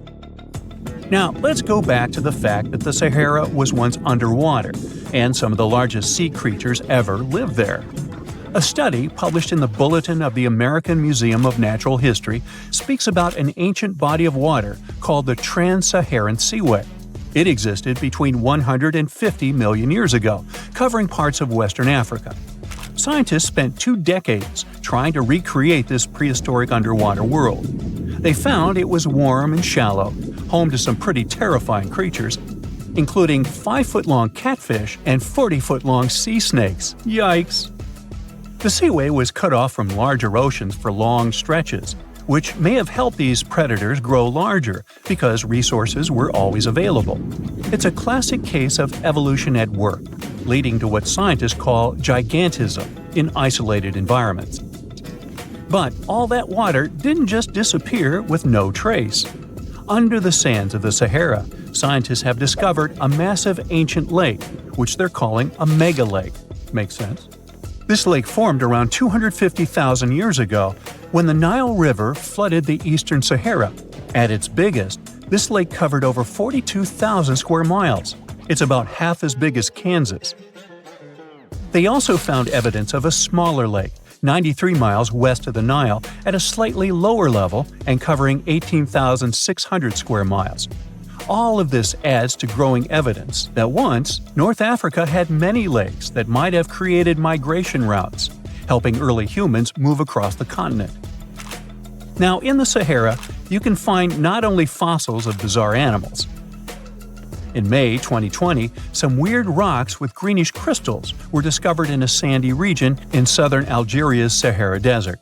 When scientists checked them out, they found out these rocks weren't from Earth. They were actually pieces of a meteorite called Erg-Chek 002. This meteorite is super old, like the oldest volcanic rock ever found. It melted ages ago in the fiery heart of an ancient protoplanet that no longer exists. Researchers had recently published a study in Nature Communications, revealing that they have analyzed lead and uranium isotopes in Erg-Chek 002 and found out it's more than 4.5 billion years old. Another cool discovery made in the Sahara is quite unexpected. A few years ago, scientists found what they think are the world's oldest colors, and they're bright pink. These pigments were uncovered from rocks that are around 1.1 billion years old in the Sahara Desert. The colors came from microscopic organisms, as animals didn't exist back then. The discovery was made by a PhD student who crushed the ancient rocks and analyzed the pigments. These pink pigments are actually ancient chlorophyll from photosynthetic organisms that lived in an ocean that's long gone. Researchers are now sure that this finding could help explain why larger, complex creatures showed up much later in Earth's history. Before these colors were discovered, scientists didn't know what was missing in the food chain that delayed the evolution of larger animals. Now they understand that tiny cyanobacteria were at the bottom of that chain. Apparently, this discovery is not just about finding some old pink stuff. Scientists believe it's a breakthrough in understanding the history of life on Earth. Recently, scientists made an astonishing discovery that might solve Stonehenge's mystery. They found something hidden deep within the DNA of Stonehenge's sarsen rocks, the huge monolithic ones, and it might reveal why our Neolithic ancestors designed and built this thing in the first place. Over the years, scientists have been scratching their heads trying to figure out where the huge sarsen rocks came from. For years, they believed they came from a quarry just 15 miles away from the site, known as Marlborough Downs. At this site, they found similar minerals to the ones that make up the Sarsen rocks. But it turned out there was more to this story than they thought. The understanding of how Stonehenge was built is always changing. Scientists need to really travel back in time to uncover its mysteries. Where did the rocks come from? How were they carried? Why was the site built? You see, the Stonehenge site, located at Salisbury Plain in England, is made up of two main types of stone. There are the super heavy Sarsens and the lighter and smaller bluestones. The Sarsens each weigh about 25 tons. That's as much as 3 African elephants stacked together. The heaviest Sarsen stone, called the heel stone, weighs 30 tons all by itself. Together, the Sarsens make that iconic outer ring circle. Inside that circle, that's where you'll find the bluestones. The naming might seem a bit misleading since they're not really blue. They have a bluish tinge to them when they are freshly broken, hence the name. These smaller rocks probably came from the Preseli Hills in southwest Wales, which is about 150 miles away from Stonehenge. They're a bit lighter than the Sarsens, but still pretty heavy. The altar stone, which is classified as a bluestone, is the heaviest one, weighing around 6 tons. Its original location still isn't known for sure. To figure out where a rock came from, scientists first have to study their composition. This is like checking the rock's DNA. Then they cross-reference the structure of the rock with minerals in the soil to see if it's a match. Most of the Sarsens we see around southern England are actually made of a type of sandstone known as silcrete. Think of silcrete as sand that's been hardened by underground water processes over millions of years. This process mostly happened during a period called the Paleogene, about 65 to 23 million years ago. These Sarsen rocks didn't form in one big slab, but in patches, like nature leaving little rock gardens all over the place. Scientists reason the Sarsens spread out randomly, forming in isolated pockets. Over time, many were buried under layers of clay and chalk, which helped preserve them. When ancient builders were on the lookout for materials, these Sarsens must have looked perfect for something impressive like Stonehenge. Actually, Sarsens have been used in everything, from Roman villas to medieval churches, and even in things like road curbs and old field walls. One could say these rocks were the it material for ancient builders, and continue to be popular even into more modern times. This fact made scientists start wondering that maybe not all Sarsen stones that were used to build Stonehenge came from the same place. They've identified Sarsen sites all over the UK, in places such as Oxfordshire and Kent. After hundreds of years of studying the Sarsens, geologists finally had the right type of technology to determine the origin of the stones. Now, I wish I could tell you that it was some undisclosed location very far away from the site. But, as it turned out, the Sarsens were originally from Westwoods, the forest near Stonehenge. A new factor came into play when excavations uncovered empty stone holes, showing that at least 6 bluestone pillars were removed from a Preseli Hills site called Wan Main in prehistory. They had a stone circle over there, and it's believed that some of Stonehenge's rocks were recycled rocks from this more ancient circle. If this is true, it might be that Stonehenge is part of a much larger landscape of ancient sites. If this is the case, then Stonehenge is just the cherry on top of a much larger scale project. Think of it as the sacred centerpiece of an entire landscape of monuments, mounds, stone circles, and things. This is why scientists want to find out where the rocks came from so badly. It could lead to why and how Stonehenge was built. Now, Stonehenge didn't just pop up overnight. It was built in several stages over hundreds of years. It's likely that it wasn't a single unified vision, but more like a big community project that evolved over time. With each generation, the builders brought in their own ideas, creating a stone structure that would last for ages. The first stage was around 3100 BCE. That's when people dug out a circular ditch and likely set up some bluestones as sort of a starter ring. Later, they added the Sarsens and even topped some of them with horizontal stones to form those famous arches you see today, also known as the trilithons. These ancient builders had some challenges on their hands. How would they move the rocks? There's an old theory known as the ice road that suggests that the rocks were moved by natural icy pathways that formed during the winter. This way, they could slide the rocks down all the way to Stonehenge. But hey, if we're talking about a distance of over 100 miles, that's not too realistic. Anyways, this theory was debunked because it was warmer back then than it is today. There's also the river theory, which suggests that the rocks were floated along the river from the quarry to the site. But if we're talking about Sarsen rocks, they're too heavy to float. So there goes that theory. What we're saying is, no one knows how the rocks were moved. Another interesting science tidbit came from all the research done in Stonehenge. A recent laser survey of the stones revealed the different stone working methods used, and has shown that some of the parts of the monument were more carefully finished than others. In particular, the northeast side and the inner faces of the central trilithons were finely dressed. FYI, a trilithon is one of Stonehenge's most famous shapes. It's when two huge monoliths receive a third one on top of them, connecting the two together. This fancy word is simply Greek for having three stones. But anyways, the bigger question, and the reason Stonehenge is so famous, is why it was built in the first place.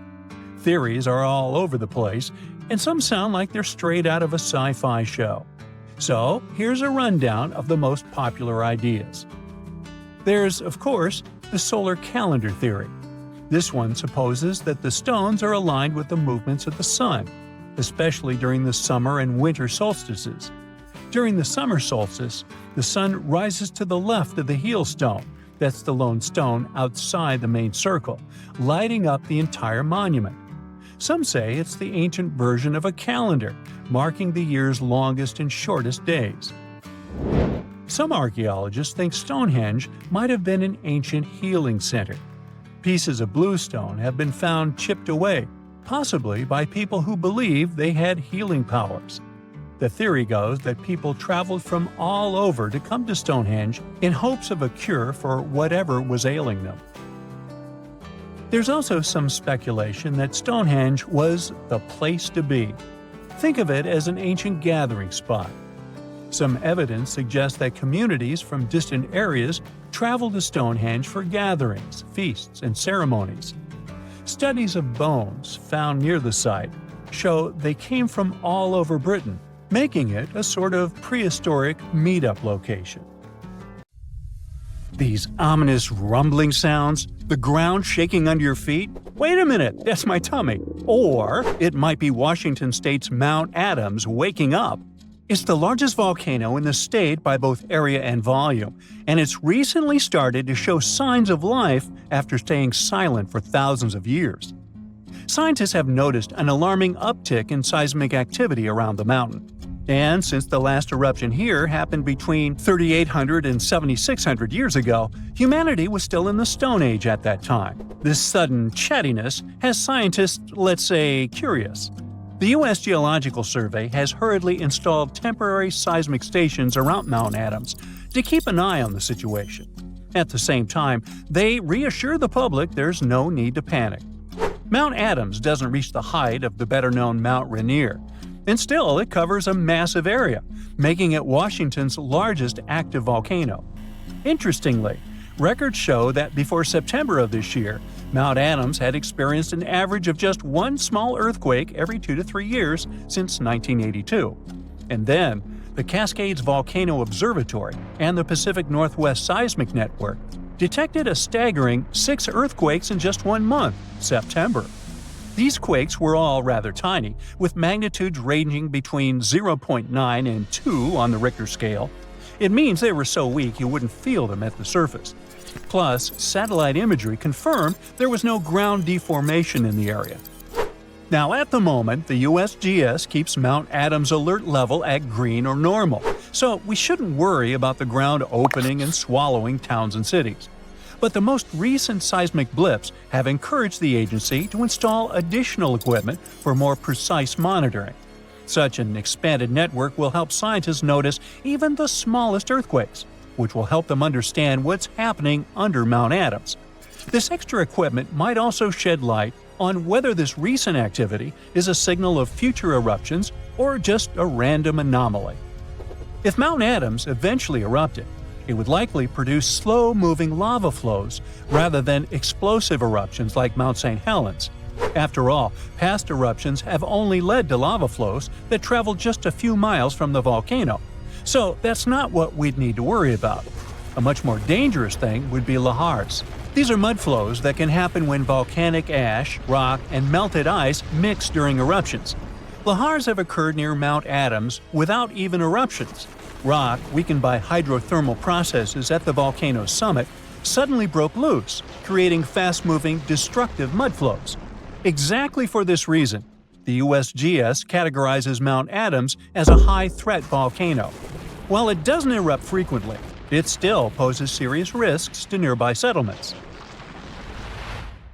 Another volcano we should carefully watch is Katla in Iceland. It's one of the country's most powerful and dangerous volcanoes. It last erupted over a century ago in 1918, but if it erupts again, it could be 10 times as powerful as another Icelandic volcano whose name I can't pronounce. See? That one erupted in 2010, completely disrupting air travel all over Europe. An eruption of Katla could release large amounts of sulfur dioxide, which could form sulfate aerosols in the atmosphere. Such aerosols reflect sunlight, which could even cause temporary global cooling. This phenomenon often followed catastrophic volcanic eruptions in the past. Although eruptions are common in Iceland, Katla's ash cloud would likely shoot higher into the sky and cover larger areas of Europe than that other one did. It would ground flights and negatively affect economies. If Katla erupted, it would also harm agriculture, water supplies, and air quality. In 2014, scientists noted that a large eruption could even cause a tsunami that might travel along Iceland's south coast and out to sea. But the potential impact of such a tsunami is still unclear. Katla tends to erupt on a regular schedule every 40 to 80 years, which means that another eruption is statistically very likely soon. That's why Katla remains under close scientific observation. The Canary Islands' Cumbre Vieja erupted recently in 2021, reminding people of its destructive potential. The lava flow from this eruption was devastating. It covered whole neighborhoods and flowed into the ocean, destroying more than 3,000 homes. Thousands of people had to be evacuated. But the craziest thing? Even though the damage was significant, scientists believe it could have been far worse. A massive eruption of Cumbre Vieja could have caused the volcano's entire western flank to collapse into the Atlantic Ocean, triggering a mega tsunami. This hypothetical tsunami could have potentially created waves hundreds or even thousands of feet high. They could have flooded coastlines around the Atlantic Basin, including parts of the US and Europe. Luckily, recent studies claim that a collapse of that scale is unlikely. But even though the chance of a mega tsunami is low, scientists still think it's wise to prepare for possible eruptions because there's a chance of extensive damage. The lava flows that occur at this volcano tend to be extensive and dangerous to both human life and the infrastructure on the island. If you decide to travel to Ecuador, you should be wary of Cotopaxi, one of the most active volcanoes in this country. It's been rumbling with minor eruptions since 2022. While these eruptions have been relatively small, Cotopaxi has a great potential for a major eruption, and it has scientists on high alert. If Cotopaxi erupted on a large scale, it could produce a massive ash cloud over 12 miles high, threatening the lives of around 200,000 people in the neighboring area. A serious danger is Cotopaxi's snow-capped summit. It would melt super rapidly in a major eruption. It could lead to destructive floods and landslides that would flow down the mountain and potentially reach populated areas. This combination of volcanic activity and glacial floods makes Cotopaxi a high-risk volcano. A powerful eruption could occur soon, or it could be years or even decades away. But monitoring efforts are in place to catch any warning signs. The next volcano we should watch out for is already infamous, Mount Vesuvius. Its catastrophic eruption in 79 CE destroyed the Roman cities of Pompeii and Herculaneum. Its last eruption occurred in 1944, but Vesuvius remains highly active and poses a great risk to nearby Naples, one of Italy's largest cities. A large eruption would threaten over 3 million people. Many of them live in the vicinity or even directly on the slopes of the volcano. If Vesuvius erupted, it would be an explosive event, with ash, rocks, and volcanic gas ejected at extremely high speeds. And even though such a destructive event isn't expected for a few hundred years, Vesuvius remains one of the world's most closely watched volcanoes. After all, it has a real potential to cause catastrophic damage in a densely populated area. Then we have Popocatépetl, often called El Popo. It's one of North America's tallest active volcanoes, which lies about 40 miles from Mexico City. Exactly this proximity to a metropolitan area with a population of 22 million people makes Popocatépetl especially hazardous. A large eruption could send a massive ash cloud over Mexico City, causing widespread disruptions. Ash could clog the city's drainage systems, contaminate water supplies, and even cause power outages by short-circuiting electrical systems. Plus, lahars could rush down the volcano, reaching nearby towns. Popocatépetl has been showing near-constant seismic activity since the early 2000s, and smaller eruptions are pretty common here. In early 2024, there were 13 recorded minor eruptions, which alarmed nearby towns. At the same time, volcanologists consider such eruptions normal for Popocatépetl. While talking about super dangerous volcanoes, we can't skip Yellowstone National Park. It houses one of the world's largest supervolcanoes. Its last massive eruption occurred about 640,000 years ago. But if this monster were to erupt today, the impact would be much more devastating for the entire planet. States closest to Yellowstone, including Montana, Idaho, and Wyoming, would be most affected, likely experiencing disastrous pyroclastic flows. These flows, which are made of a dangerous mix of lava, ash, and gases, can obliterate everything in their path. Large parts of the country would also be blanketed in volcanic ash, over 3 feet in some areas. On a global scale, an eruption at Yellowstone would send tons of ash and gases into the stratosphere, potentially blocking sunlight and causing global temperatures to drop for a few years. This would disrupt agriculture, collapse transportation systems, and create food shortages on a massive scale. Still, even though there's a popular myth that Yellowstone is overdue for an eruption, geologists clarify that this isn't true. Volcanoes don't follow precise timetables, and the activity at Yellowstone doesn't indicate an imminent eruption. So yeah, that's good news. It happened 66 million years ago. Hey, it could have been September. A massive asteroid slammed into Earth, bringing along chaos and devastation. The tragic aftermath of the terrifying collision led to the extinction of dinosaurs. Yes, I'm talking about the Chicxulub asteroid that left a massive crater in Mexico and changed life on Earth forever. And now, it turns out it wasn't the only cosmic rock to hit our planet during that time. Scientists have just confirmed there was another asteroid. This second space rock wasn't as big as Chicxulub, but it still packed a punch. It crashed to the ground off the coast of West Africa, smashing into the ocean and leaving a crater called the Nader crater. And tell you what, it wasn't a small splash. The impact was so powerful, it triggered a whole tsunami. It was more than 2,600 feet high, almost as high as the Burj Khalifa, the tallest man-made structure in the world. But how did we come to the conclusion that there was a second impact? Well, this researcher spotted the Nader crater in 2022. Dr. Nicholson was looking for some high-tech scans of the ocean floor when he noticed a massive 5.5-mile-wide depression under almost 1,000 feet of water. Well, he thought it could be an asteroid impact crater, but at the time, the evidence he had wasn't solid. But now, scientists have confirmed that this is the real deal. A second asteroid did hit Earth during the dinosaur extinction era. Now, let's see how they figured all this out. For one thing, there were those super high-resolution 3D seismic images. They allowed researchers to peel back layers of the ocean floor and get a crystal-clear look at the crater. It was like going from a blurry old ultrasound to the kind of 3D scans where you can see every little feature. Their findings confirm that the crater was left by an asteroid, somewhere between 1,500 to 1,640 feet wide. And it didn't just create a hole in the ground. The impact was so intense that it produced a central peak, formed escalating ridges around the crater, and even left a damage zone that stretched out for thousands of miles. Using those super detailed images, the scientists have managed to reconstruct what happened right after the asteroid hit the surface of our planet. First, it slammed into the ocean, creating an initial bowl-shaped crater.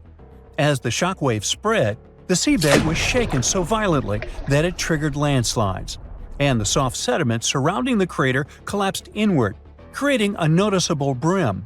As you already know, the impact also triggered a tsunami, and it was so shockingly powerful that its waves didn't just go outward, they actually turned back towards the crater, leaving huge scars on the ocean floor. And this wasn't just one big wave. No, it was a whole series of them, a train of tsunamis smashing everything in their path.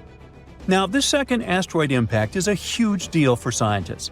It's a rare opportunity to study a marine impact crater in such incredible detail. There are only about 20 confirmed marine craters in the world, and none of them have been captured with this level of precision before. Plus, this data allows scientists to test new ideas about how craters form in water. You see, unlike craters on land, marine craters are hidden under layers of sediment, which makes them tricky to study. But with this new 3D imaging, we can look at the crater in all its layers. It's like slicing into a cake to see what's inside. Dr. Nicholson and his team are now dreaming of drilling into the crater and recovering samples from deep below the ocean floor. This would allow them to measure the shock pressure during the impact and figure out what happened in the minutes, hours, and days following the collision. Of course, the Chicxulub asteroid is still the star of the show when it comes to the dinosaurs' extinction. This space traveler was giant, somewhere between 6 and 9 miles wide. It hit Earth at a devastating angle, sending vaporized rock and gas into the atmosphere. It caused an impact winter that lasted for 15 years, because all that stuff blocked out the sun and plunged Earth into darkness. Now, probably the most intriguing thing is that some experts think the Nader asteroid might have been a chunk that had broken off from Chicxulub before it hit Earth. It's still just a theory, but if true, it could mean that Earth got hit by a double whammy from space. Now, let's travel back in time to the year 1908 in Siberia. Look around. You see nothing but trees and rivers. And suddenly, a huge object, around 150 to 300 feet in diameter, dashes through the Earth's atmosphere. Is it a comet? An asteroid? Scientists aren't sure. What they do know for sure is that this intruder blew up in the sky over Tunguska, leading to one of the most powerful blasts in recorded history. It completely leveled the forest below, knocking out 80 million trees over an area of around 830 square miles. And that's an area larger than that of cities like Los Angeles or New York. The trees were literally flattened, and their trunks were stripped of branches. They were also arranged in a bizarre radial pattern around the epicenter. But what if this explosion had happened over a city? Every single building would have been destroyed, and countless lives would have been lost. Luckily, this disaster occurred in a super remote part of Siberia. The creepiest thing, though? When scientists finally reached the area years later, they found no impact crater. No wonder it led to even more mystery. The most logical explanation is that when the object went off in the sky, probably around 3 to 6 miles above the ground, it blew up before it could hit the ground, and still, it didn't stop the blast from leveling an entire forest. Fast forward to 2013 and another mind-blowing event. this time over a much more populated area, the city of Chelyabinsk. It was a regular February morning when an asteroid about 60 feet in diameter entered Earth's atmosphere, lighting up the sky. It was moving at a staggering speed of around 43,000 miles per hour. It blew up in midair, about 18 miles above the city. It was a horrific view, but luckily, the asteroid disintegrated high enough in the atmosphere without hitting the ground. If it had touched down, the city would have been in big trouble, because even though there was no direct impact, the explosion still created a shockwave that tore through the atmosphere, hitting the ground with enough force to shatter windows all over the place. The blast damaged around 7,200 buildings, but fortunately, there were no direct fatalities. Still, it was a major wake-up call. This wasn't just some far-off cosmic event like Tunguska. This asteroid exploded over a modern populated area, and the damage was very real. The good news? Scientists are getting better at spotting such objects before they get too close. Space agencies around the world, like NASA, are tracking near-Earth objects to figure out which ones could pose a risk. But as we can see from these two events, sometimes space rocks can still sneak up on us. And while the chances of a major impact are low, the stakes are really high. At the moment, there's one asteroid that NASA's keeping an eye on. It's called Bennu, and it's about the same size as the Nader impactor. Bennu is considered one of the most hazardous objects in near-Earth orbit. According to NASA, there's a small chance it could hit the Earth between the years 2178 and 2290, and the biggest risk date is September 24, 2182. But don't freak out just yet. The odds of the impact are only 1 in 2,700, but still, it's a reminder that Earth is always in the cosmic firing line. What do Paris Hilton and Chris Hemsworth have in common? Well, apparently, they both want to bring animals back to life. But we're not talking about making your favorite pet live forever. Nope. These celebs are actually helping a science company bring back animals that no longer exist, like the mammoth, the Tasmanian tiger, and even the iconic dodo. If everything goes according to plan, these fascinating creatures could be walking among us again by 2028. This groundbreaking effort is led by a company called Colossal Biosciences. At this very moment, they're working on a way to revive the core genes of animals that disappeared from Earth ages ago. The idea is to replicate those genes using DNA from a close, living relative. If that's all Greek to you, don't worry. We'll break it down a bit later. So, the mammoth is one of the animals they plan to bring back, and people are especially hyped about it. These incredible, massive creatures roamed parts of Africa, Europe, Asia, and North America until about 4,000 years ago. Some people might mix them up with modern elephants, but there are some key differences. For starters, they had huge curved tusks that curled inward and were used to dig for food. They also adapted to survive in freezing climates, like having 2 layers of thick fur to keep their blood warm. But mammoths and elephants do have a lot in common. The woolly mammoth shares 99.5% of its genes with its closest relative, the Asian elephant. That's huge because it means that mammoths are genetically closer to Asian elephants than Asian elephants are to African elephants, for example. The company's bold plan is to create a living, walking elephant-mammoth hybrid that looks just like the ones that used to roam the planet. This animal will look like, walk like, and even sound like a woolly mammoth, but most importantly, it'll be able to live in the same ecosystem that the mammoth left behind. If the scientists succeed in bringing back enough of these creatures, one of their big goals is to help restore the Arctic tundra ecosystem.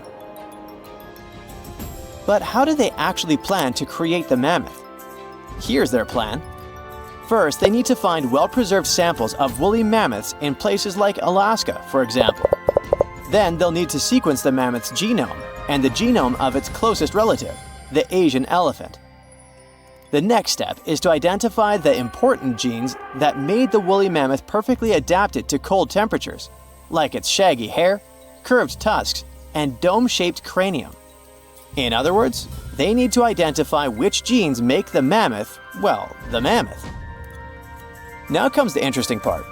They will use top-notch gene editing tools, kind of like scissors, to cut the Asian elephant DNA and replace those spots with the mammoth sequence. This will allow them to create a new cell line and, later, an embryo. This embryo will grow inside a healthy female Asian elephant, who will be the surrogate. And just like that, a new cold-adapted elephant will be born. Or at least, that's what scientists hope. Specialists predict that this Mammoth 2.0 could be on Earth as early as 2028. The reason it will take a while is that their gestation period is around 22 months. But if that deadline feels too far for you, there is actually a chance we could get a surprise a lot sooner. That's because some of the other animals they plan to revive have a much shorter gestation period, like Australia's thylacine, also known as the Tasmanian tiger. The company is also doing whatever it takes to give this animal a second shot at life. And the good news is that the process seems to be well advanced. Recently, the group announced that the Tasmanian tiger's genome is about 99% complete. This animal was native to the Australian mainland and the islands of Tasmania and New Guinea. A big part of the Tasmanian tiger population disappeared over 3,000 years ago. But about 5,000 of them kept roaming around until pretty recently. It's believed that the last thylacine passed away in 1936. To revive the Tasmanian tiger, scientists first need a sample of the ancient animal. So they took RNA molecules from a 110-year-old preserved head that had been kept in ethanol. The team was really lucky because it's rare to find old samples that are so well preserved, allowing scientists to use advanced DNA analysis techniques. And by that, I mean they did a full, complete analysis. By studying RNA samples from important tissue areas like the tongue, nasal cavity, brain, and eyes, experts were able to learn a bunch of interesting things about the Tasmanian tiger. They could figure out how its brain worked, and also what this beast could smell, see, and taste. By the way, these semi-nocturnal animals had a special appetite for small rodents, lizards, and birds. After finding the perfect sample, the process of reviving it will be pretty much the same as with the mammoth, but with an elephant as a DNA donor, of course. In the case of the Tasmanian tiger, its closest living relative is a small marsupial called the fat-tailed dunnart. Even though this animal is small, it is a ferocious carnivore. So experts believe the whole DNA editing process will work just fine with its sequence. Their goal is to turn a fat-tailed dunnart cell into a thylacine cell. To accomplish that, they did more than 300 unique genetic changes into a dunnart cell. So there is no doubt they're pushing all the boundaries to make the dream of reviving animals a reality. This project also plans to revive the iconic dodo. You know, that funny-looking bird from the paradisiacal island of Mauritius in the Indian Ocean? And here, things get a little trickier, since we don't know much about this creature, which has origins that go back about 23 million years. Basically, the only clues we have about what dodos looked like when they were alive come from a handful of drawings, paintings, and written descriptions from the 17th century. But since those pictures are all pretty different from each other, and only a few of them were based on real, live dodos, we're still not 100% sure what they actually looked like. And as for how they behaved, well, we don't know much about that either. That's why reviving this long-absent legend will be super interesting and really enlightening. The sample they used to extract an old dodo genome came from a skull in the collection of the Natural History Museum of Denmark. And the dodo's closest living relative, which will provide the host cells, is the Nicobar pigeon, a gray bird with colorful features found in the Andaman and Nicobar Islands in India. If everything goes smoothly, in a couple of years, we might see the fabulous and iconic dodo with our own eyes. Reviving animals might sound impossible, but science and technology together can be a real game changer, not only by protecting today's animals, but also by restoring species that disappeared from the planet long ago. Actually, we've already pulled this off. A wild goat called the bucardo, also known as the Pyrenean ibex, went extinct in the year 2000. But 3 years later, scientists managed to bring it back to life, using a method pretty similar to what we've talked about in this video. It took 57 tries, but one of them finally worked, and a bucardo clone was born. Unfortunately, the animal only lived for 10 minutes. You might think that wasn't a success, but it was actually a huge step forward in the whole animal revival field. Now, specialists can only hope the project to bring back the dodo, the mammoth, and the Tasmanian tiger go a bit better.